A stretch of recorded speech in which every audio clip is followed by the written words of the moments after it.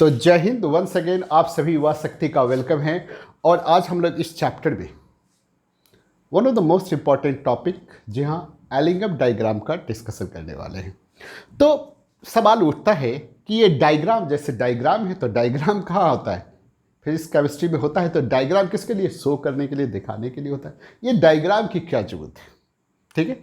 तो निश्चित रूप से ये डायग्राम का कुछ ऐसा ज़रूरत होगा जो हमारे इस एक्सट्रैक्शन ऑफ एलिमेंट यानी मेटलर्जी में यूजफुल होगा। तो चलिए, हम लोग जब मेटल को एक्सट्रैक्ट करते हैं ओर से, तो one of the most important step एक आता है रिडक्शन। मेटल ऑक्साइड को हम लोग मेटल में रिड्यूस करते हैं, रिडक्शन कराते हैं। जैसे लेट अस कंसीडर कि हम लोग जिंक ऑक्साइड है, देखिए ये जिंक ऑक्साइड है, उसको हम कार्बन लगा के रिड्यूस कर दिए, तो जिंक ऑक्साइड को हम कार्बन से रिड्यूस किए हैं, ठीक है। तो हम इसको पीबी से क्यों नहीं रिड्यूस कर सकते? हम जिंक ऑक्साइड को पीबी लगा के क्यों नहीं रिड्यूस कर सकते? नहीं रिड्यूस कर सकते, ठीक है। तो सबसे पहला मेरा काम क्या हुआ इसमें कि selection of suitable reducing agent. हमने यहाँ रिड्यूसिंग एजेंट कार्बन को चुना। सवाल उठता है क्यों, पहली बात। दूसरा, पीबी इसको रिड्यूस नहीं कर पाया, सवाल नंबर 2, यानी why the some element reduce metal oxide and some element does not. तो एक कारण ये है। दूसरा, यदि ये कार्बन इसको रिड्यूस करता है तो बस क्या खानदान ही रिड्यूस करने वाला है, यानी किसी भी टेम्परेचर पर रिड्यूस कर देता है? तो नहीं, आप देखते हैं कि कार्बन एबव 673 केल्विन पर ही रिड्यूस करता है। इससे नीचे टेम्परेचर पर कार्बन का हिम्मत नहीं है कि इसको रिड्यूस कर दे, ठीक। तो आप यहाँ क्या देख रहे हैं कि इसमें एक सुटेबल रिड्यूसिंग एजेंट का जरूरत पड़ता है, ठीक है। दूसरा, एक सुटेबल टेम्परेचर का भी जरूरत पड़ता है। यानी हमारा ये जो रिडक्शन है, ये जो रिडक्शन का प्रोसेस है, थर्मोडायनेमिक लगाना पड़ेगा।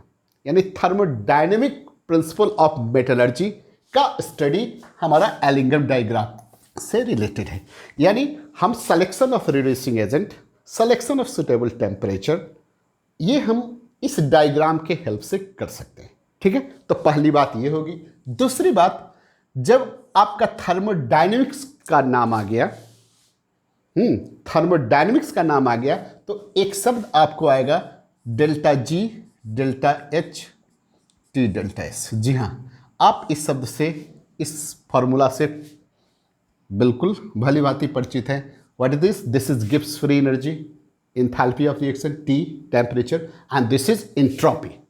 ये शब्द आप बिल्कुल जानते हैं। और भी है delta G minus N F E naught, इससे भी रिलेटेड है, इससे भी आप डिस्कशन कर सकते हैं, लेकिन हम लोग इससे रिलेटेड, ये थर्मोडायनेमिक्स से रिलेटेड डिस्कशन कर रहे हैं। आप चाहिएगा तो और से भी डिस्कस करें। तो थर्मोडायनेमिक प्रिंसिपल लगाना है, इसलिए थर्मोडायनेमिक्स से का डिस्कशन, थर्मोडायनेमिक मतलब टेम्परेचर बेस्ड डिस्कशन हम लोग यहाँ करेंगे। तो यहाँ आप देखते हैं कि ये जो डेल्टा एस है, क्या है? इंट्रॉपी है। इंट्रॉपी का मतलब वो आप जानते हैं, रेंडमनेस। आप कहते हैं degree of randomness. Degree of randomness का क्या मतलब हुआ? डिसऑर्डरनेस। यदि आपके घर में, ठीक है, मम्मी है, क्या है, पापा नहीं है, 3 कंडीशन बनाइए। जब मम्मी है, पापा हैं, और जब दोनों में से कोई नहीं है। तो पहला क्या है? केवल मम्मी है, नहीं पापा है, तो क्या होगा? उस समय आप क्या हो जाएगा? घर में भले ही आपको बाहर जाने से रोके न रोके, आप यहाँ बैठे हुए, मान लीजिए आप है, देखिए आपका मुंह बना दिए, देखिए आप है, पापा यहाँ बगल में बैठे हुए कुर्सी लगा हुए, आप क्या होगा? भले ही आपको रोके न रोके, आप क्या होगा? हिलिए डुलिएगा, थोड़ा आपको तनाव होगा कि भाई हम जाएंगे कैसे, घूमेंगे कैसे। यानी आपका डिसऑर्डरनेस, अंदर का जो डिग्री ऑफ रेडर, थोड़ा सा कम हो जाएगा। यदि पापा कहीं चले गए, मम्मी है, आप हैं यहाँ, मम्मी है, मान लीजिए मम्मी है, तो भले ही मम्मी कुछ बोले ना बोले, लेकिन आपका डिसऑर्डरनेस क्या है?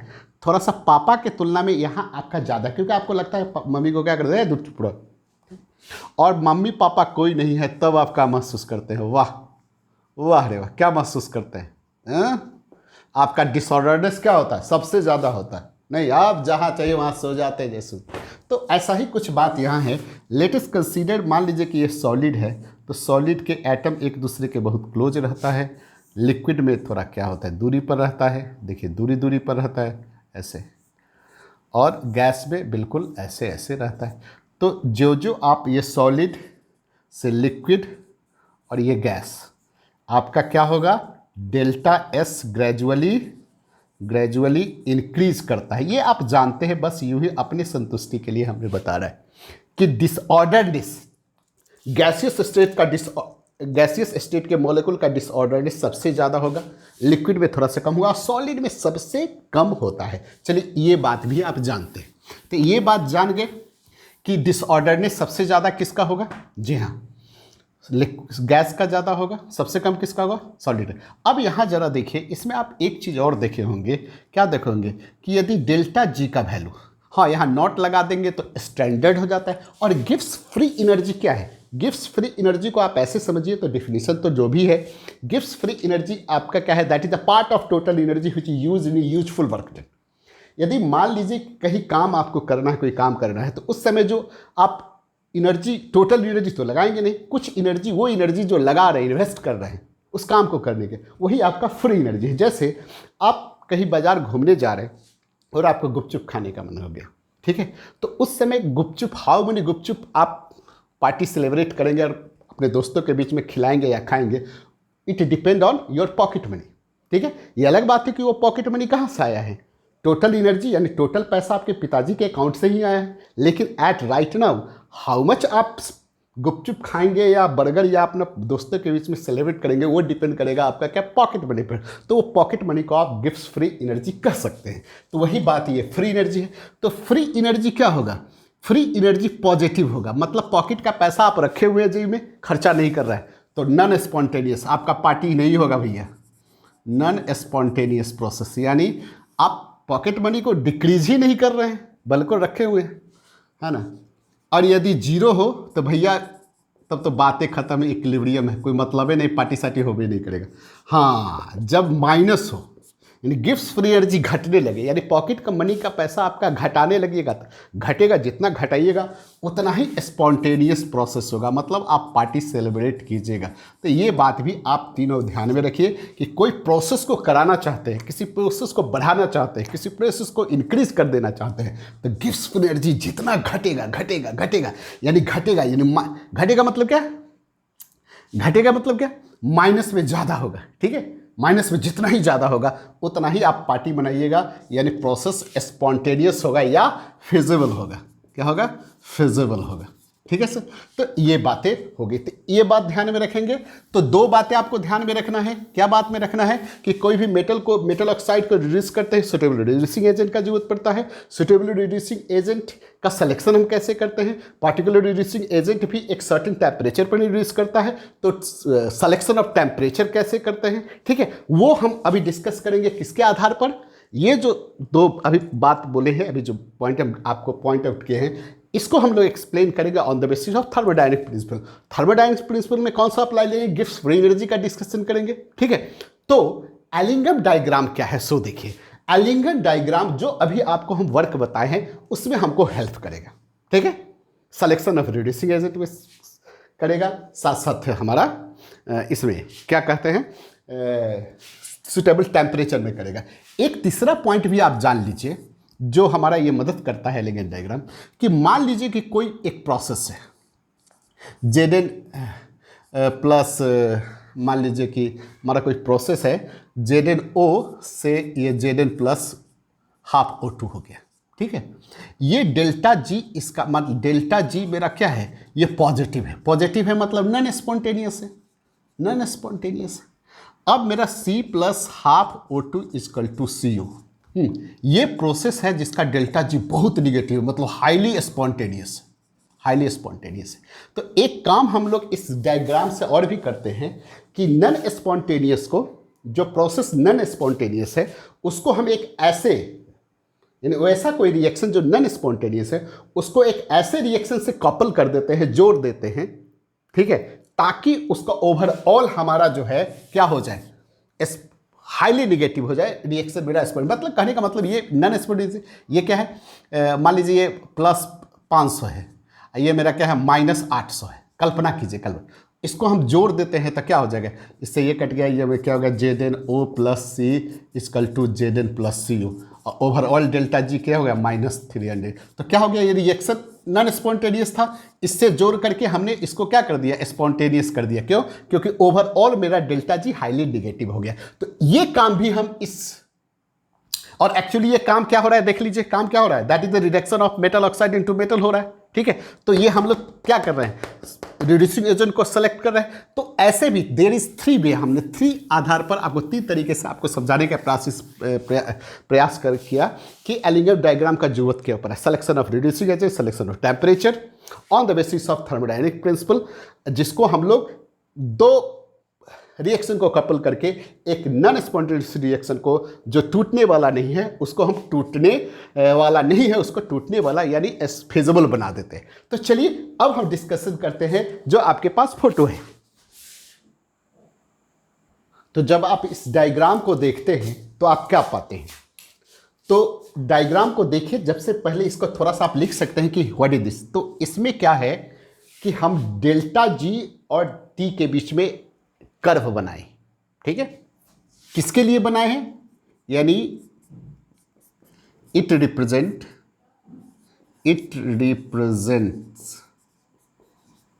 Variation of delta G not के फॉर्म स्टैंडर्ड कंडीशन में वर्सेस टी फॉर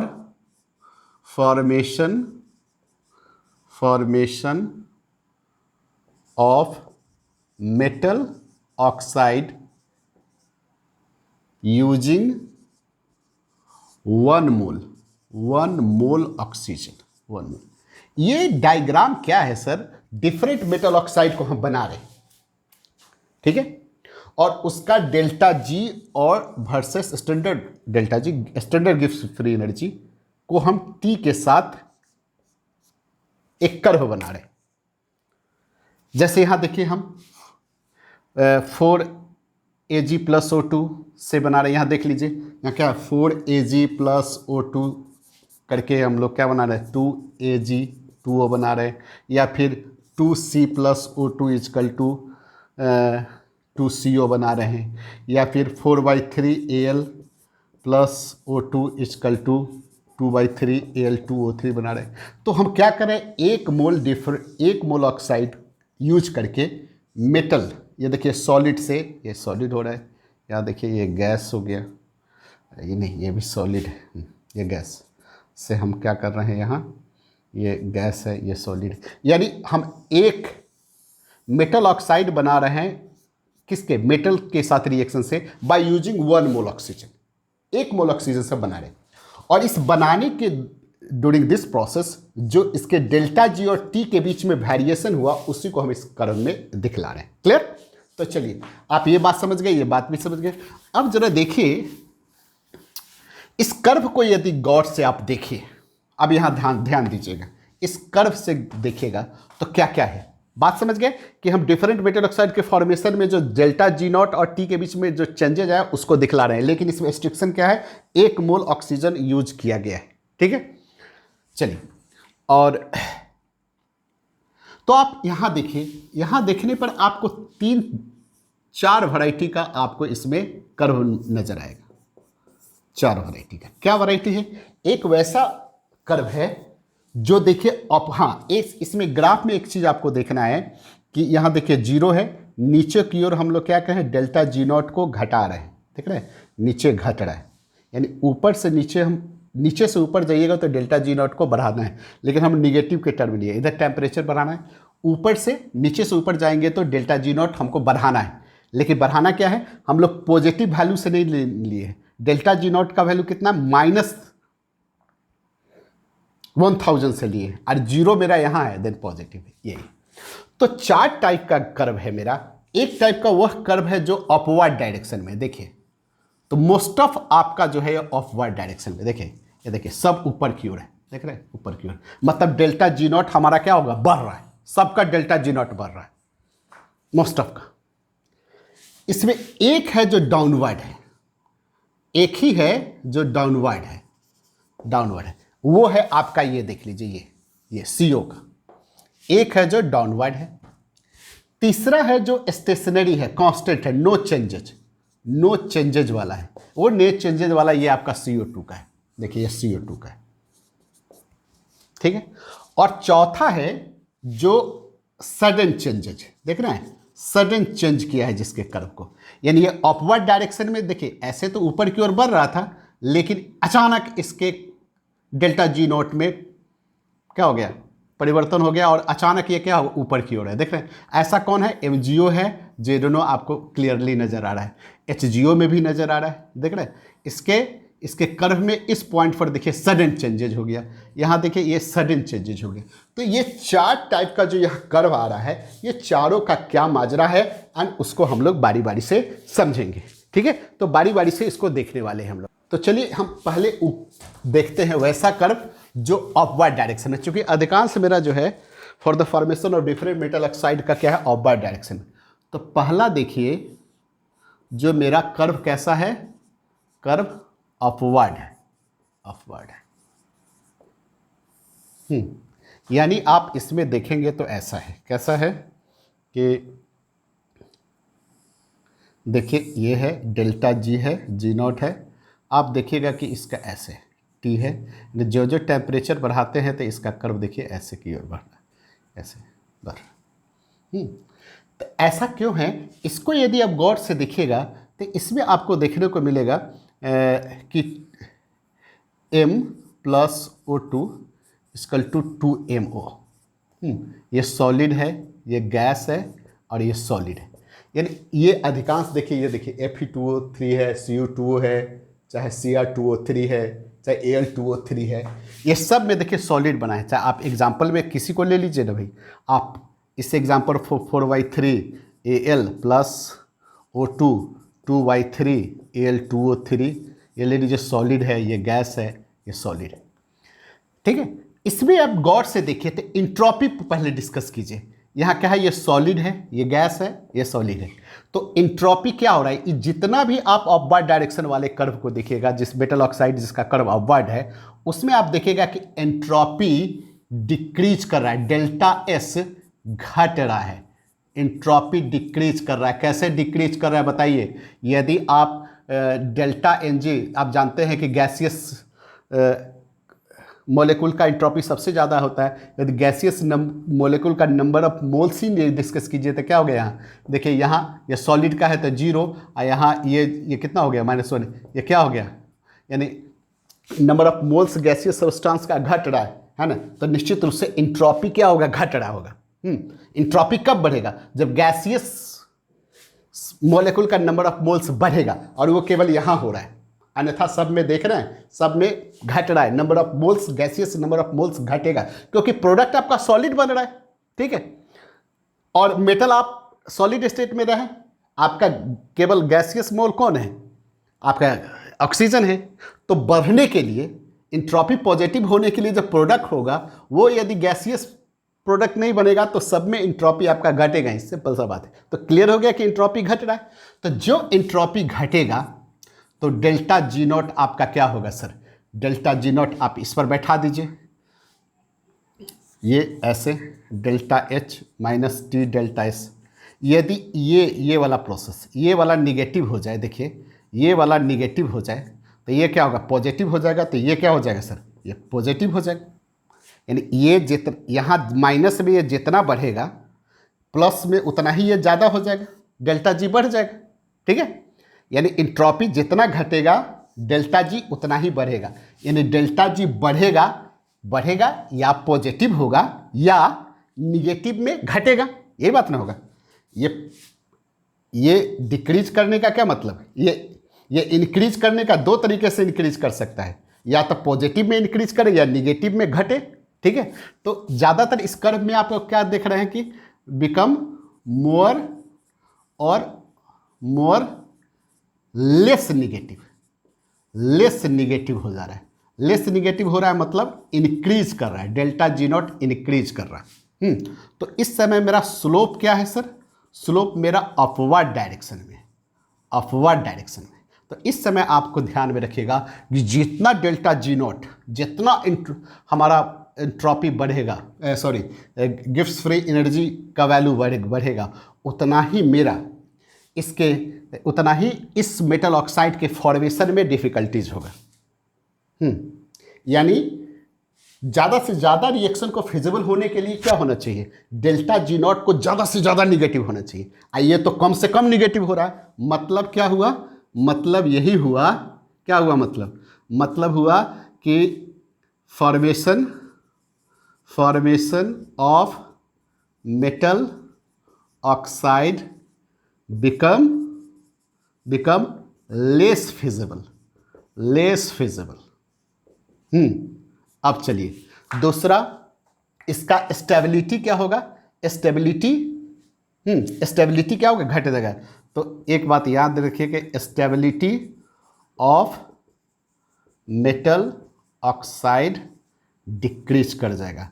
आपको ध्यान में रखना है, इस पर हम लोग अच्छा से फिर डिस्कशन करेंगे कि जो मेटल ऑक्साइड का डेल्टा जी नॉट जितना ही लेस निगेटिव होगा या ज़्यादा होगा, उसका स्टेबिलिटी उतना ही कम होगा। जिस मेटल ऑक्साइड का डेल्टा जी नॉट जितना ज़्यादा होगा, ज़्यादा दो तरीके से हो सकता है, इसमें पॉजिटिव वैल्यू तो है नहीं, पॉजिटिव तो बहुत कम है, इसलिए लेस निगेटिव, ज़्यादा का मतलब है लेस निगेटिव होगा, उसका स्टेबिलिटी उतना ही कम होगा। तो ये 4 पॉइंट है, देख लीजिए इसको, देन आगे हम बढ़ते हैं।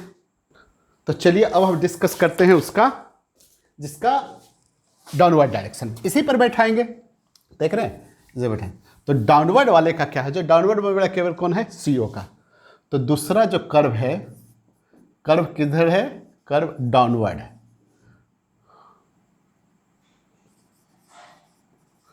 तो इसमें आप देखिए, यहां मेरा केवल एक ही एग्जांपल है 2C + O2 = 2CO। इसलिए मेटल यहाँ बैठाने से कोई मतलब नहीं, यही मेरा एक कर्व एक ही है, उसी पर बैठा दे डाउनवर्ड में। तो यहाँ देखिए ये सॉलिड है, ये गैस है, ये गैस बन रहा है, ये बस गैस बन रहा है। तो निश्चित रूप से यहाँ क्या है, सो देखिए, तो इसमें मेरा कर्व कैसा है, देख रहे हैं, ऐसे आ रहा है, डेल्टा जी नॉट देखिए ऐसे है, ये T कर्व नीचे की ओर है, देख रहे हैं यहाँ ये CO, ये दिखला रहा है। इसमें क्या है बताइए, इसमें डेल्टा S मेरा क्या हो रहा है, डेल्टा S क्या हो रहा है, देखिए इंट्रो, यहाँ क्या हो रहा है, देखिए delta Ng gaseous number of moles निकालिए तो 2 माइनस, ये देखिए ये सॉलिड है, ये 1 यानी 1, यानी क्या हो गया, ये पॉजिटिव हो गया। पॉजिटिव हो गया तो एंट्रोपी मेरा क्या हो जाएगा, एंट्रोपी मेरा पॉजिटिव होगा। पॉजिटिव होगा मतलब एंट्रोपी मेरा इंक्रीज कर रहा है, और एंट्रोपी मेरा इंक्रीज करेगा तो delta H - T delta S में देखिए ये मेरा इंक्रीज कर जाएगा, ये मेरा ज़्यादा से ज़्यादा वैल्यू होगा, है ना। तो ये देख लीजिए, ये वैल्यू मेरा ज़्यादा पॉजिटिव हो जाएगा, तो ये मेरा क्या होगा, निगेटिव हो जाएगा, है ना। डेल्टा जी नॉट मेरा क्या निगेटिव, तो इस समय डेल्टा जी नॉट मेरा क्या हो जाएगा, निगेटिव हो जाएगा। निगेटिव हो जाएगा मतलब देख रहे हैं, निगेटिव हो जाएगा मतलब मोर एंड मोर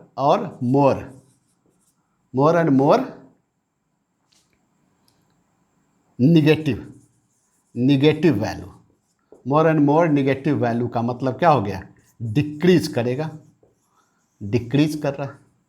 इस समय मेरा स्लोप किधर है, स्लोप किधर है, डाउनवर्ड डायरेक्शन में, डाउनवर्ड डायरेक्शन में, देख रहे हैं डाउनवर्ड डायरेक्शन। इस समय देखिए जितना ही मेरा डेल्टा जी नॉट घटेगा, उतना ही क्या होगा, इस मेटल ऑक्साइड का फॉर्मेशन का जो प्रोसेस है वो मोर फिजिबल होगा, मोर स्पॉन्टेनियस होगा। तो क्या लिखेंगे, the formation of metal oxide is more feasible.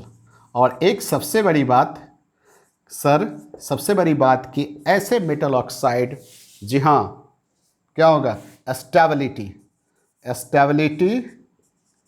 Of metal oxide क्या होगा, इंक्रीजेज। ऐसे मेटल ऑक्साइड सबसे ज़्यादा स्टेबल होगा। तो इस पॉइंट पर बार बार करेंगे, हम डिस्कस करेंगे। तो आप समझ गए कि डिक्रीज जो डाउनवर्ड डायरेक्शन है उसका कहानी क्या है, उसका एंट्रोपी बढ़ रहा है, यानी प्रोडक्ट आपका गैसियस स्टेट में बन रहा है तभी आपका एंट्रोपी बढ़ेगा। और एंट्रोपी यदि ये फैक्टर, यदि थर्मोडायनामिक्स में पढ़े हुइएगा कि ये फैक्टर, यदि इस पर ज़्यादा डिस्कस नहीं, चूँकि आप जानते हैं, है ना, कि ये फैक्टर आपका यदि बढ़ेगा तो ये आपका घटेगा। हाँ, ये सब में हम लोग एक चीज़ मान के चलते हैं कि इंथैल्पी हमारा लगभग क्या है, कांस्टेंट है। ठीक है, हम लोग डेल्टा जी का टेम्परेचर के साथ रिलेशन एंट्रोपी से रिलेटेड डिस्कस कर रहे हैं। इसको हम लोग कांस्टेंट डिस्कशन मैंने कांस्टेंट रख करके तब ये वैल्यू को हम लोग निकाल रहे हैं। तो इस बात का ध्यान रखें। तो दिस इज किसके लिए हो गया, डाउनवर्ड के लिए हो गया। तो चलिए इसको कॉपी, चलिए इसको मिटाते हैं और देखते हैं तीसरा क्या है। तीसरा जो है मेरा, जिसमें सडन चेंजेज होता है, देख लीजिए। ये देखिए, ये सडन चेंजेज हो रहा है, ये सडन चेंजेज हो रहा है। ये देखिए तीसरा कर्व है जिस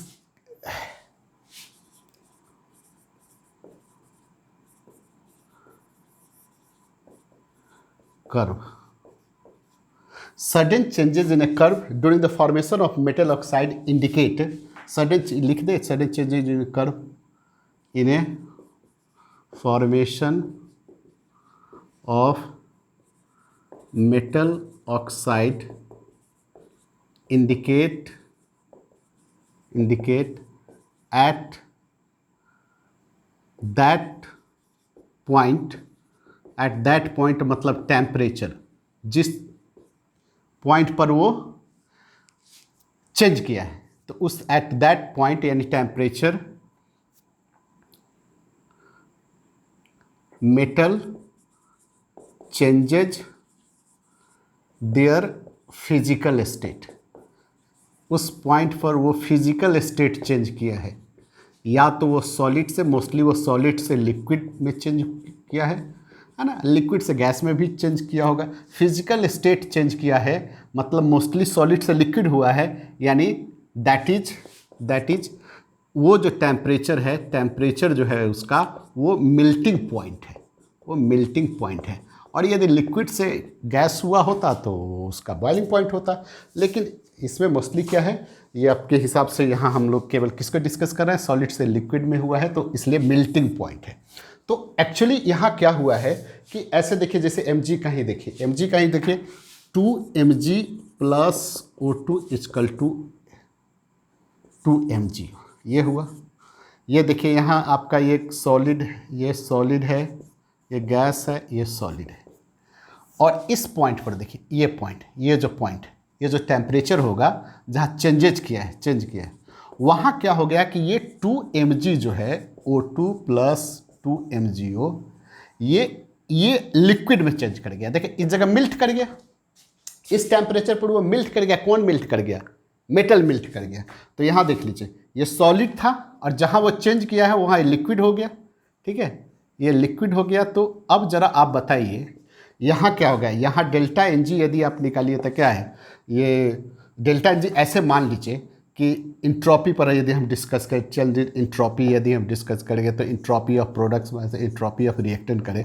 मान लीजिए इंट्रॉपी ऑफ प्रोडक्ट ये मेरा 20 है और रिएक्टेंट मेरा 30 है, तो ये कितना आया, -10 आया। हम इसका किसका माने हैं, इंट्रॉपी, इसका माने यानी इस टोटल का माने यहाँ मान लीजिए, इसमें इसका माने। यहाँ देखिए इसको कांस्टेंट मान लेते हैं। यहाँ देखिए इसको हम इसका माने हैं किसका, 20 प्रोडक्ट का, और 30 किसका माने है, इसको कांस्टेंट मान के चल रहे हैं। हाँ, अब यहाँ देखिए, यहाँ इंट्रॉपी चेंज यदि हम निकाल रहे हैं तो हमारा प्रोडक्ट का कितना है, SP माइनस SR।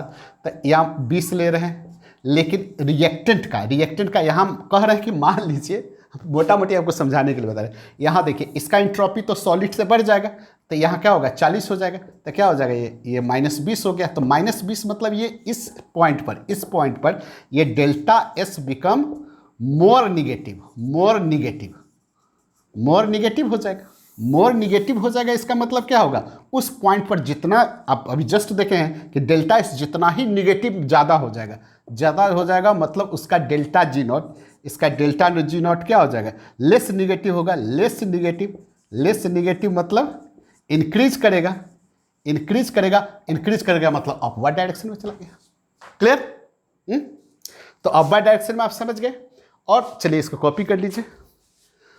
अब जरा देखिए, चौथा पॉइंट हम डिस्कस कर रहे हैं कि जिसमें कांस्टेंट है।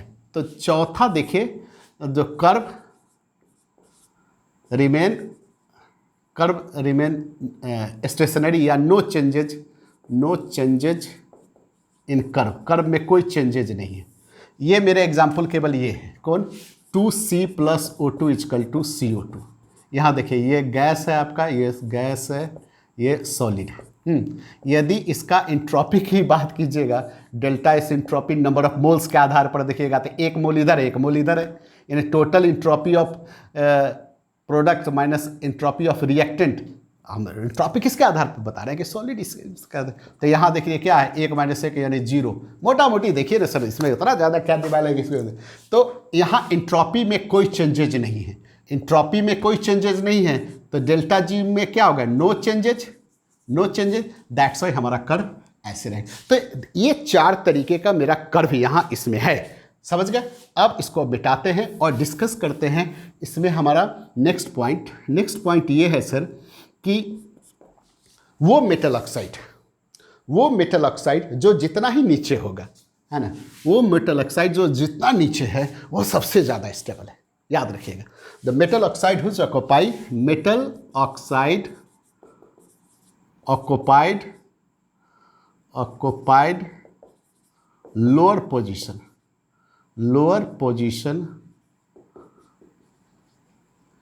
in curve is more stable। जो जितना नीचे है वो उतना ही स्टेबल है एक पार्टिकुलर टेम्परेचर पर। सीधे आप ऐसे नहीं कीजिएगा, पार्टिकुलर टेम्परेचर पर आप कर्व को देखिएगा। मोर नीचे का मतलब क्या है, ऑक्यूपाइड लोअर पोजीशन का मतलब क्या है, लोअर पोजीशन का मतलब है delta ji not more negative, यानी मोर निगेटिव। लोअर पोजीशन का मतलब जिसका डेल्टा जी नॉट जितना ही ज़्यादा निगेटिव होगा, याद रखिए डेल्टा जी नॉट जितना ही ज़्यादा निगेटिव है वो उतना ही स्टेबल होगा, ठीक है। तो once again एक बार रिपीट कर लीजिए। लेकिन ये जब भी आप कंपैरिजन कीजिएगा दो मेटल ऑक्साइड के बीच में, तो एक पार्टिकुलर टेम्परेचर पे कीजिएगा। तो एक पार्टिकुलर टेम्परेचर यहाँ लिख सकते हैं, एट पार्टिकुलर टेम्परेचर पर ये metal oxide which occupied lower position का मतलब which have more negative value of delta G not is more stable, ठीक है। और सबसे इंपॉर्टेंट पॉइंट जो अब डिस्कस करने जा रहे हैं वो क्या है, सो जरा देखिए। कहता है a metal oxide occupied lower position eight particular temperature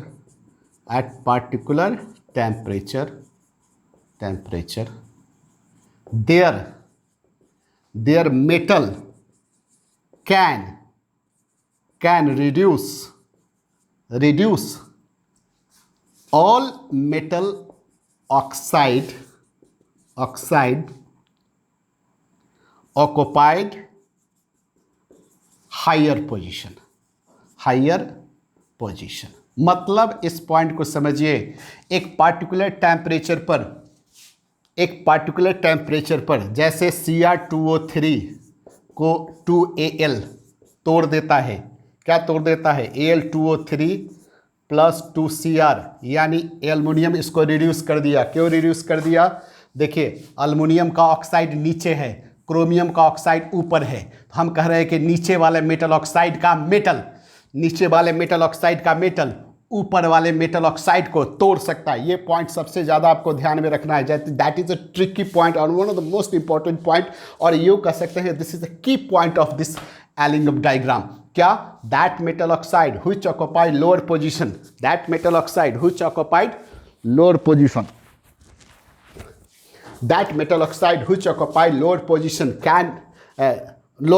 there metal can reduce other metal oxide in higher position. लेकिन आप यहाँ देखिएगा किसी खास टेम्परेचर पर ये तुलना कीजिएगा तो उसी पर कीजिएगा, क्योंकि कर्व ऊपर नीचे भी होता रहता है और इसका आधार पर हम बहुत सारे क्वेश्चन डिस्कशन भी कर सकते हैं, इसलिए टेम्परेचर यहाँ मेन रहे। और इसी पर यदि आप कहिए कि अब Al2O3 को कहिए Cr को तोड़ देने के लिए, तो ये मुँह बा देता है, यानी क्रोमियम का हिम्मत नहीं है Al2O3 को तोड़ देना, क्योंकि इस आधार पर आप आसानी से व्हिच मेटल ऑक्साइड मैंने which is the suitable reducing agent, आप आसानी से इस डायग्राम देख करके बता सकते हैं तो जो हमारा शुरू में जो पर्पस था वो पर्पस फुलफिल हो रहा है। साथ साथ ये डायग्राम केवल सुटेबल रिड्यूसिंग एजेंट ही नहीं बताता है, एक टेम्परेचर भी इंडिकेट करता है कि भैया ये प्रोसेस किस पार्टिकुलर टेम्परेचर पर भी हो सकता है। एक पार्टिकुलर टेम्परेचर पर अल्युमिनियम इसको तोड़ सकता है, एक पार्टिकुलर टेम्परेचर पर ऐसा भी हो सकता है कि अल्युमिनियम का हिम्मत नहीं कि क्रोमियम को तोड़ दे। ऐसे बहुत सारे क्वेश्चन हैं जो हम लोग यहाँ डिस्कशन कर सकते हैं। जैसे जिंक ऑक्साइड को कार्बन एबव 673 केल्विन पर ही तोड़ता है, एवं नीचे पर कार्बन को कहिए तो तोड़ देने के लिए जिंक ऑक्साइड को नहीं तोड़ सकता। तो ये कैसे पता लगता है, ये इस डायग्राम के सहायता से। यानी ये डायग्राम हमको दो चीज़ों में हेल्प कर रहा है कि which is the suitable reducing agent and what is the suitable temperature that point that temperature it can reduce metal oxide. तो आप ये पॉइंट को ध्यान में रखेंगे, क्या ध्यान में रखेंगे, वो मेटल ऑक्साइड, जो मेटल ऑक्साइड लोअर पोजीशन पर है उसका मेटल हायर वाले किसी भी मेटल ऑक्साइड को तोड़ सकता है। तो चलिए ये बातें हो गई, और बातें ध्यान में इसमें रखना है आपको।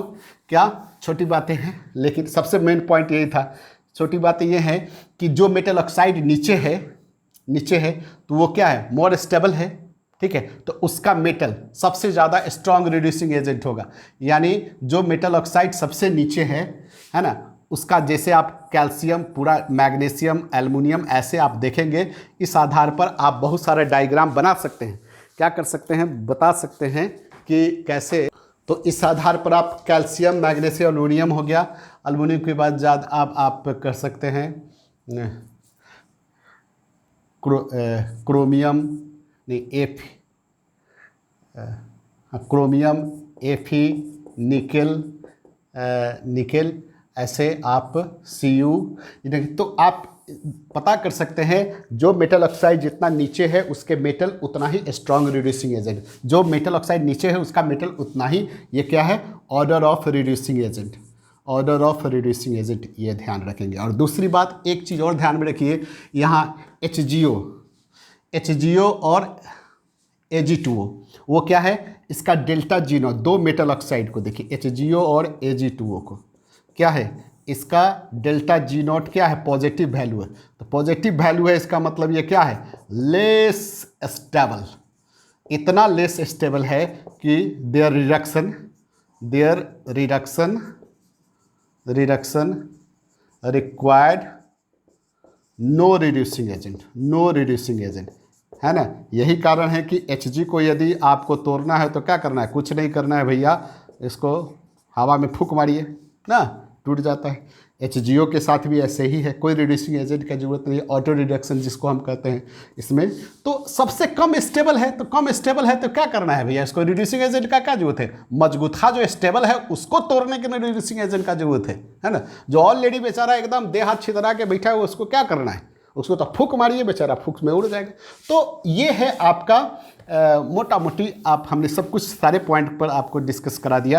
अब इस पे बेस्ट कुछ क्वेश्चन आप देखिए कि कैसे एक रिड्यूसिंग एजेंट किसी मेटल ऑक्साइड को एक सुटेबल टेम्परेचर पर ही रिड्यूस कर सकता है, ठीक है। तो चलिए जरा हम बना के आपको दिखाते हैं। तो चलिए हमने यहाँ दो डायग्राम बनाया है जिससे आपको वो समझा सके, क्या जो लास्ट पॉइंट आपको बार बार रिपीट करा रहे थे, क्या नीचे वाले मेटल ऑक्साइड का मेटल यानी एलिमेंट ऊपर वाले मेटल ऑक्साइड को रिड्यूस कर सकता है। दोहरा दीजिए, नीचे वाले मेटल ऑक्साइड का मेटल या एलिमेंट, मेटल या एलिमेंट, जैसे कार्बन होगा तो मेटल तो बोलेंगे नहीं, एलिमेंट बोलेंगे। तो नीचे वाले मेटल ऑक्साइड का मेटल या एलिमेंट ऊपर वाले किसी भी मेटल ऑक्साइड को ब्रेक तोड़ सकता है। तो चलिए यहाँ देखिए, जैसे देखिए हमको जिंक ऑक्साइड को तोड़ना है कार्बन के थ्रू। तो जिंक ऑक्साइड को यदि कार्बन के थ्रू तोड़ना है तो जरा गौर से देखिए, यहाँ देखिए, इधर देखिए, इस टेम्परेचर से इधर देखिए, इधर क्या है, जिंक ऑक्साइड मेरा नीचे है और देखिए कार्बन मोनोऑक्साइड ऊपर है। तो इसका एलिमेंट कौन है, कार्बन, इसका एलिमेंट कौन है, कार्बन। तो भैया नीचे वाला ये मोर स्टेबल है, इससे नीचे ये मोर स्टेबल है, तो ये जिंक Zn ही इसको तोड़ सकता है। नीचे वाले का मेटल मतलब जिंक इसको तोड़ सकता है, ऊपर वाले ऑक्साइड को तोड़ सकता है, लेकिन हमारा यहाँ क्या काम है, जिंक ऑक्साइड को तोड़ना है ना। तो जिंक ऑक्साइड इस टेम्परेचर से इधर देखिए, जिंक ऑक्साइड मोर स्टेबल है, इसलिए कार्बन का हिम्मत है इसको तोड़ने का, नहीं तोड़ेगा। लेकिन बाजी पलट जाता है कितना, ये कितना, ये 1270 केल्विन, ये 1270 केल्विन, 1270 केल्विन से जो आप ऊपर आते हैं तो देखिए, ये देखिए कार्बन मोनोऑक्साइड नीचे है, जिंक ऑक्साइड ऊपर है। तो नीचे वाले मेटल ऑक्साइड या जो भी है, नीचे वाले ऑक्साइड का एलिमेंट कौन, कार्बन, ऊपर वाले किसी को भी तोड़ सकता है। यानी एबव एट 273 केल्विन या उससे ऊपर, एबव देख रहे हैं, एबव इस टेम्परेचर पर ही जिंक ऑक्साइड को कार्बन क्या कर सकता है, Zn और CO में तोड़ सकता है। तो बात आप समझ गए कि यहाँ से ऊपर यानी 1270 से ऊपर ही ये break decomposition carbon zinc oxide का होगा कार्बन से, इसे नीचे लेना। चलिए बात समझ गए, चलिए इसको मिटाते हैं और आप देखिए समझ गए। अब जरा देखिए इसको बहुत अच्छा से, आप इसमें ज़रा देखिए, यहाँ हमने यहाँ Fe2O3 यानी हेमाटाइट को आयरन कवर है जानते ही, कार्बन और कार्बन मोनोऑक्साइड से तोड़ेंगे। तो चलो देखिए यहाँ, ये मेरा हेमाटाइट है Fe2O3, ठीक है, Fe2O3 है। दो कंडीशन है, एक बिलो इधर नीचे बिलो 1073 केल्विन, बिलो 1073 केल्विन देखिए, तो इसे इधर देखिए, तो सबसे ज़्यादा हमारा CO2 स्टेबल होगा, देन Fe2O3 स्टेबल होगा, सबसे कम स्टेबल क्या होगा, CO होगा। तो यहाँ क्या देख रहे हैं हमारा, यहाँ कौन सबसे स्टेबल CO है, CO2 है। तो इसका कौन, इसका एलिमेंट कौन है, CO। इस CO इसको तोड़ सकता है, यानी Fe2O3 को 3CO 2Fe प्लस 3CO2 में तोड़ सकता है। लेकिन ये कब होगा, बिलो दिस टेम्परेचर यानी 1073 से नीचे टेम्परेचर पर कार्बन मोनोऑक्साइड इसको तोड़ेगा। क्यों तोड़ेगा, वही बात, नीचे वाले मेटल ऑक्साइड यहाँ का CO2 का एलिमेंट के मतलब यहाँ कंपाउंड ही सही है, CO, ऊपर वाले किसी को भी, इसको भी तोड़ सकता है, इसको भी तोड़ सकता है, ठीक है, जरूरत पड़े तो। लेकिन हमारा पर्पस क्या है, हेमाटाइट को तोड़ना है, तो हमको हेमाटाइट को ये CO डिकम्पोज कर सकता है, क्लियर। लेकिन जब इधर बाजी आती है, देखिए एबव 1073 केल्विन, जो 1073 केल्विन से ऊपर जाते हैं, तो देखिए यहाँ मेरा सबसे स्टेबल ये है, देन ये है, ठीक है। अब इस कार्बन को देखिए, अब यहाँ देखिए, अब देखिए बाजी पलट गया ना, अब CO कहाँ चला गया, ऊपर चला गया, है ना। अब Fe2O3 इस CO से नहीं टूटेगा, अब कौन होगा, फिर वही नीचे वाले मेटल ऑक्साइड, मेटल ऑक्साइड नहीं बोले, ऑक्साइड बोलिए, नीचे वाला ऑक्साइड कौन है, CO का एलिमेंट कौन, कार्बन, ऊपर वाले इसको भी तोड़ सकता है, इसको भी तोड़ सकता है, लेकिन इसको तो तोड़ना नहीं, हमको तो इसको तोड़ना है। तो हमको यहाँ Fe2O3 को कौन तोड़ सकता है, Fe2O3 को यहाँ हमारा कोक, ये कोक है, ये कोक क्या कर सकता है, 2Fe प्लस 3CO में तोड़ सकता है। तो बात समझ गए, क्या समझ गए कि हेमाटाइट का डिकम्पोजिशन कार्बन मोनोऑक्साइड के द्वारा होगा बिलो 1073 केल्विन, और कोक के द्वारा डिकम्पोजिशन स्ट्रिक्टली क्या होगा, एबव 1073 केल्विन। क्यों, तो this is can easily understand with help of Ellingham diagram. तो ये सब यूज है, यूटिलाइजेशन है, जिसके आधार पर हम लोग आसानी से प्रिडिक्ट कर सकते हैं कि what is the suitable temperature, what is the suitable reducing agent to decompose different metal oxide. तो this is all about Ellingham diagram. तो चलिए यही है, और पूरा विश्वास है कि आप इस पर के जितने भी क्वेश्चन यदि बनेगा उसको आसानी से आप बना लेंगे। तो आज की मुलाकात को यहीं समाप्त करते हैं और मिलते हैं नए चैप्टर में, नए वीडियो में। तब तक के लिए वंदे मातरम, मिलते हैं, बाय।